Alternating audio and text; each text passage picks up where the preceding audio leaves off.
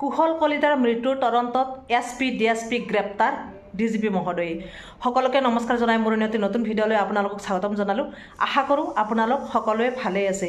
কুশল কলিতা যিজন কুশল কলিতা ব্ৰহ্মপুত্ৰৰ বুকুত আজি মৃত্যুক সাৱটিলে কিমান দুখৰ কথা নহয়নে। সেই SP DSPয়ে নিজে ভিডিঅ' কৰি মনোৰঞ্জন লৈছিল আৰু সেই মানকাছাৰ হাইলাকান্দিৰ SP DSPৰ কথা কৈছোঁ। তেওঁলোকে মনোৰঞ্জন লৈছিল, এখন নাৱত গৈ আছিল কুশল কলিতা SP DSP আৰু তেওঁলোকৰ দেহাৰক্ষীসকল।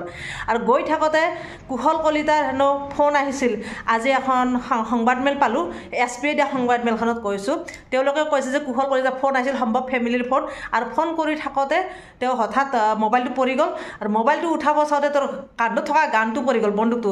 তাৰপিছত বন্দুকটো বচাব চাওঁতে মানুহজন ঢলি পৰি গ'ল। এনেকৈ মানে হৈছে আৰু ঢলি পৰাৰ লগে লগে তেওঁলোকে দেখিছে লগে লগে উদ্ধাৰ কৰিব লাগে, কিন্তু উদ্ধাৰ নকৰে। তেওঁলোকে ভিডিঅ' কৰি আছে, তেওঁ লাহে লাহে দূৰৰ ফালে গৈ আছে, নাওখন লাহে লাহে দূৰৰ ফালে আহি আছে, কিন্তু তেওঁলোকে লগে লগে উদ্ধাৰ নকৰি বা লাইফ জেকেট দলিয়াই দিব লাগে, এইবিলাক কিবা কিবি যি আছে এখন নাৱত যিখিনি বস্তু থাকিব লাগে উদ্ধাৰৰ কাৰণে সঁজুলি সেইখিনি নিশ্চয় আছে, সেইখিনি দি তেওঁ উদ্ধাৰ কৰিব পাৰিলেহেঁতেন। সেই কুশল কলিতা 4.5 মিনিট কক বকাই আছে। আমি দেখিছোঁ ভিডিঅ'ত ইমানৰ পৰা ওলাই আছে, থপিয়াই আছে, জঁপিয়াই আছে। তেওঁ উদ্ধাৰ তেওঁ মানে অপ্ৰাণ চেষ্টা কৰিছে যে তেওঁ বাচিবৰ কাৰণে, কিন্তু তাৰ পিছতো SP DSPয়ে তেওঁক বচাব ইচ্ছা কৰা নাই। তেওঁলোকে ভিডিঅ' কৰাত ব্যস্ত। আৰু এনেকুৱা এটা আজি বাইক পাইছোঁ, সংবাদমেল পাইছোঁ, কিন্তু মোৰ পচন্দ হোৱা নাই সংবাদমেলখন। আৰু চাওক SP DSP কি কৰিব নোৱাৰে, তেওঁলোকৰ ওপৰত আমাৰ সম্পূৰ্ণ আশা ভৰসা যে আৰক্ষীয়ে বচাব জনতাক। কিন্তু আজি আৰক্ষীয়ে কি বোলে, আৰক্ষীৰ চকুৰ আগত চকুৰ সন্মুখত সেই কুশল কলিতাৰ মৃত্যু হ'ল। এতিয়া কুশল কলিতা এনেকুৱা লগা নে সেই যে জন্মনি, আপোনালোকৰ নিশ্চয় মনত আছে জন্মনিৰ মৃত্যু কেনেকৈ হৈছিল, এটা এক্সিডেণ্টৰ ৰূপ দিছিল। আৰু কুশল কলিতাৰ মৃত্যু কেনেকৈ হ'ল, ব্ৰহ্মপুত্ৰৰ বুকুত মৃত্যু হ'ল SPৰ সন্মুখত। কিন্তু জন্মনিৰ মৃত্যু হৈছিল SPৰ সন্মুখত, সেই লীনা দলৰ সন্মুখত। জন্মনি মাতৃ বাৰে বাৰে কৈছে যে জন্মনিক SPয়ে হত্যা কৰিছে, মানে লীনা দলে মানুহলোকে হত্যা কৰিছে। লীনা দলে কিয় জেৰা নকৰে যে কাৰোবাৰ আশীৰ্বাদ আছে, লীনা দলে ভগৱান নেকি? SP সকলে বাৰে বাৰে কিয় ইমান ভুল কৰে? আৰু SP সকলক তদন্তৰ আওতালৈ কিয় নানে? SP কিয় গ্ৰেপ্তাৰ নকৰে? কাৰ আশীৰ্বাদ আছে SP সকলৰ ওপৰত? SP সকলে যিমান ভুল কৰিলেও তেওঁলোকক গ্ৰেপ্তাৰ কৰিবলৈ টান পায়। মই ভাবোঁ এই SP DSP গ্ৰেপ্তাৰ কৰিব লাগে DGP মহোদয়ে অতি সোনকালে, কাৰণ সেই ঘৰখনে বিচাৰি আছে। এতিয়া এনেকুৱা হৈছেনে যি মানে আৰক্ষীসকলৰ মৃত্যুটো আমি দেখিছোঁ, চকুৰ সন্মুখৰ পৰা দেখিছোঁ, কোনে হত্যা কৰিছে দেখিছোঁ। তাৰ পিছতো আমি যদি কওঁ সেইটো তল পেলাই থৈ দিয়ে। সেই জন্মনিৰ কথাটো স্পষ্ট হয়নে? জন্মনি মাতৃ বাৰে বাৰে কৈছে যে লীনা দলে হত্যা কৰিছে, তাৰে পিছতো জন্মনিক সেই CBI আনি দিলে জন্মনি তদন্ত কৰিবলৈ, কিন্তু CBI কিবা দিলে? একো নাই। আজি CBI গুচি গ'ল চাগে, একোতো সুসূত্ৰ নাই। আজি প্ৰায় এবছৰে হ'ব এতিয়া লাহেকৈ জন্মনিৰ ঘটনাটো। তাৰপিছত কি পালোঁ আমি, জন্মনি লীনা দলে ঘৰত গৈছিল, তাৰে পিছত জন্মনি নাই, মৃত্যু হ'ল ক'ত, এক্সিডেণ্টৰ ৰূপ দিলে। কিন্তু আমি স্পষ্ট গম পালোঁ সেই কুশল কলিতা ফোন কৰিছিল। মই আজি ঘৈণীয়েকৰ কুশল কলিতাৰ ঘৈণীয়েকৰ মুখেৰে শুনিছোঁ, তেওঁ কৈছে যে মই 8টা বজাত ফোন কৰিছে, ফোন কৰোঁতে বাবাৰ লগত কথা হৈছে, মানে সন্তানটো 1.5 বছৰীয়া এটা সন্তান আছে, সন্তানৰ ভিডিঅ' কল কৰিছে। আৰু মই নাওখন দেখিছোঁ তেওঁ গৈ আছে, তাৰে অলপ পিছতে ফোনটো কাট খাই গ'ল। তাৰে পিছত মই ফোন মাৰিলোঁ, ছুইচ অফ। কিন্তু 8টা বজাত যদি ফোন কৰিছিল আৰু 8:55 তেওঁৰ ষ্টেটাছ কেনেকৈ আহিল আপোনালোকে অনুমান কৰক। কিন্তু ঘৰৰ মানুহে কৈছে 8:55 ষ্টেটাছটো লগাইছে, সেইকাৰণে ঘৰৰ মানুহে বাৰে বাৰে সুধিছে তেওঁৰ হত্যা কেতিয়া আছিল, মৃত্যু কেতিয়া আছিল।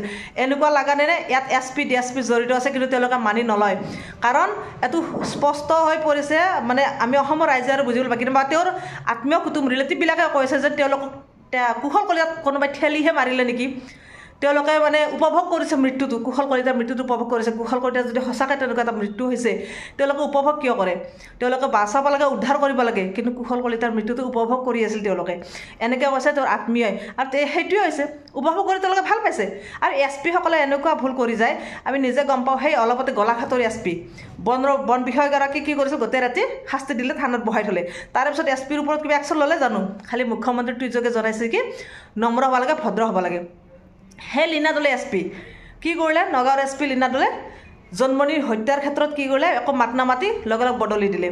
জন্মনিটো লীনা দলে হত্যা কৰিছিল। আজি মই স্পষ্ট কওঁ, কাৰণ জন্মনি মাতৃ কৈছে, মই কোৱা কথা নহয়। জন্মনি মাতৃ বাৰে বাৰে কৈছে যে লীনা দলে হত্যা কৰিছে, কাৰণ তাই লীনা দলৰ ঘৰত গৈছিলে। লীনা দলে সিদিনা জেৰা চলাইছিল, আৰু লগত আছিল আভা। হয়তো তাই মানুহ লগাই হত্যা কৰিছিল লীনা দলে মোৰ জনক মানুহ লগাই হত্যা কৰিছিল। তাৰপিছতো লীনা দলক একো কৰিব নোৱাৰিলে। আজিৰ মৃত্যুটো, এই কুশল কলিতাৰ মৃত্যুটো স্পষ্ট হৈ পৰিছে যে লগত আছিল SP DSP, গতিকে SP DSP হত্যা কৰা নাইতো, কথাটো চাওক, আপোনালোকে চাওক, তদন্ত কৰিলে সকলো কথা ওলাই পৰিব। কিন্তু আজি এছ পি পানী নলয়, কাৰণ জন্মনিৰ হত্যাৰ পিছত লীনা দলেক বদলি কৰাইছিল। এইবাৰ যদি বদলি কৰা হয় আমি হয়তো ভাবি ল'ম যে সঁচাকৈ হত্যা কৰিছে, কিন্তু বদলি নকৰে কিনে আজি সংবাদমেল দিয়াইছে এছ পিৰ দ্বাৰাই। গতিকে কি ক'ম আৰু, এইটো চৰকাৰৰ নিজৰ ইচ্ছা।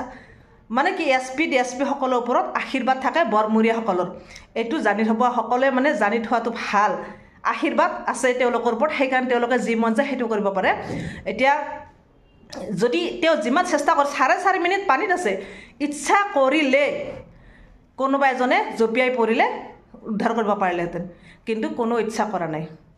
এইটো দেখা কথা, যদি কোনোবা ইচ্ছা কৰে তেওঁৰ ওচৰত কোনোবা এজন দেখিলে কোনো যোৱা নাই, নাওখন দূৰে দূৰে ভিডিঅ' কৰি আছে। গতিকে কি ক'ম, সঁচাকৈ দুখৰ কথা, দুখ লাগে। এতিয়া চৰকাৰখনৰ ওচৰত বিশ্বাস কৰিছে ঘৰৰ মানুহে, পৰিয়ালে, আৰু ঘৰখনক কিবা এটা সংস্থাপন দিব পাৰিছে, কিবা আৰ্থিক সাহায্য দিব পাৰিছে, আৰু এছ পিক নিলম্বন কৰিব পাৰিছে চাকৰিৰ পৰা।